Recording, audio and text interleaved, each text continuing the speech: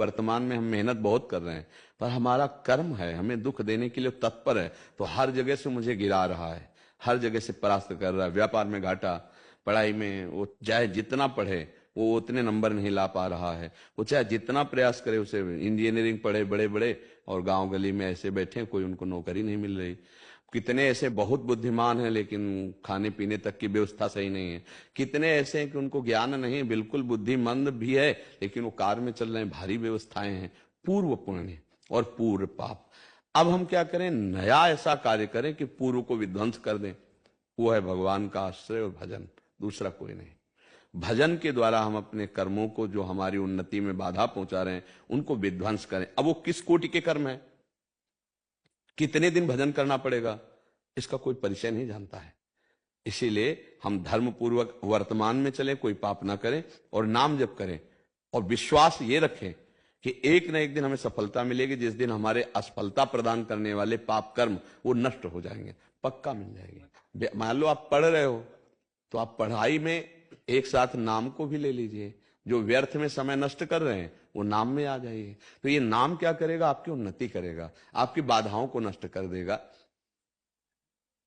एक हमने घटना किसान की देखी कि एक किसान का खेत है और वो दूसरे के खेतों से पानी आता है। सामने जिसका खेत है, अगर वो खेत वो शत्रु पक्ष खरीद लेता है तो उसकी खेती सूख जाएगी। और वो बहुत धर्म से चलने वाले, भजन करने वाले। अब वो लोग गए और उस जो खेत बेच रहा था शत्रु पक्ष, उसका जाकर के बोला जितने तुम लाख हजार बोलोगे हम देंगे, लेकिन खेती हमें दोगे। और वो पक्ष जो इतनी क्षमता नहीं रखता था, अगर उसको वो खेती ना मिले तो उसका खेत सूख जाएगा। और वो धर्मात्मा पुरुष है, उसके पास उतना धन नहीं है। और उसने भगवान से प्रार्थना की कि भगवान आप जानते हो कि अर्थ है नहीं, और अगर वो खेत नहीं मिला तो हमारी खेती सारी सूख जाएगी, वो पानी नहीं आने देगा। जानते हो वहां से उत्तर आया था, जब आदमी भेजा गया था तो ये उत्तर आया था कि इनके घरों में संत जन भोजन करते हैं, ये धर्म से चलते हैं, अगर ये हमको पैसे ना भी देंगे तो खेती इन्हीं को लिखाएंगे हम। वो व्यक्ति जाकर के उनको काफी पैसे बढ़ाकर दे रहे, उन्होंने उनको नहीं दिया।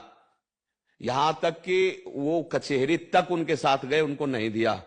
और उनको दिया जिनके पास अर्थ भी कम था और ज्यादा पावर भी नहीं था। ये किसने किया, भगवान ने।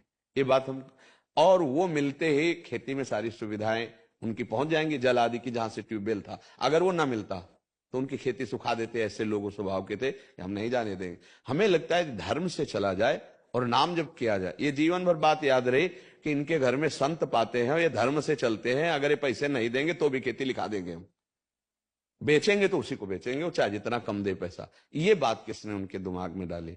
अर्थ तो बड़ा प्रलोभन की चीज होती है, भैया बेच ही रहे तो जब जहां हमें ज्यादा मिल रहा है उसी को देंगे। लेकिन धर्म की बात, तो हम अगर धर्म से चलते हैं, नाम जप करते हैं, तो भगवान मति बदल देते हैं। हमें लगता है यदि हम नाम जप करें और धर्म से चलें तो भगवान सहयोग करते हैं, ये देखा गया है।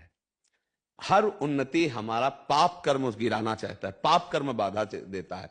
अब जैसे कोई अभी वर्तमान में पाप कर रहा हो, बढ़ता चला जा रहा है, तो उसका पूर्व का पुण्य उसे बढ़ा रहा है। वर्तमान में पुण्य कर रहा हो, गिरता चला जा रहा है, वो उसका पूर्व का पाप नष्ट हो रहा है, उसको गिरा रहा है। अब जब पुण्य इस कोटि का हो जाए, नाम जब भजन, कि उसको विध्वंस कर दे, तब मंगल होता है। अब ये बात समझ में आ जाए तो है। अब 4 दिन हम जपे और सोचा हमारी नौकरी नहीं लगी तो हम नाम जप छोड़ दें, तो फिर धैर्य पूर्वक ना जपने के कारण फिर अश्रद्धा हो जाएगी। यदि हम नाम जप करें और खूब अच्छी पढ़ाई करें और प्रयास करें, तो हमारा प्रयास और भगवान की कृपा दोनों इससे हर काम हो जाएगा। हमारा प्रयास धैर्य पूर्वक और नाम जप, तो भगवान आपको परम धनी बना देंगे। वो लक्ष्मीपति हैं, क्या कमी है उनके पास, वो हमारा जीवन सुधार देंगे, इतना विश्वास कर लो।